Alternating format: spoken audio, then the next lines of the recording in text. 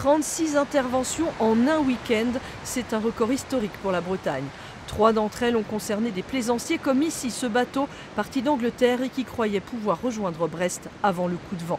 Ces appels de détresse ont été interceptés par un ferry qui s'est dérouté pour permettre aux secours de le localiser. Au final, beaucoup de moyens engagés pour une croisière qui aurait très bien pu être reportée de quelques jours. Cette méconnaissance du danger, les marins de la SNSM la déplorent.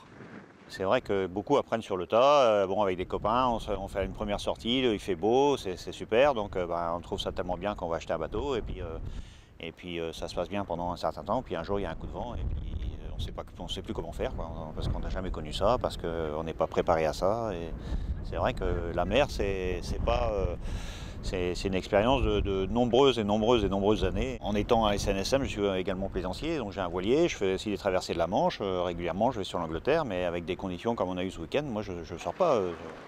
Alors qu'il faut un permis pour un bateau à moteur, l'achat ou la location d'un voilier n'est soumis à aucune condition. C'est aux plaisanciers eux-mêmes de se discipliner pour respecter quelques règles élémentaires. On ne part pas en mer sans un moyen de communication. On ne part pas en mer sans connaître le numéro d'urgence en mer qui est le 196. On ne part pas en mer sans avoir vérifié la météorologie. Faut-il le rappeler, les sauveteurs de la SNSM sont des bénévoles qui risquent parfois leur vie sur une intervention. Or, la préfecture maritime estime qu'un tiers de celles qui ont eu lieu ce week-end auraient pu être évitées.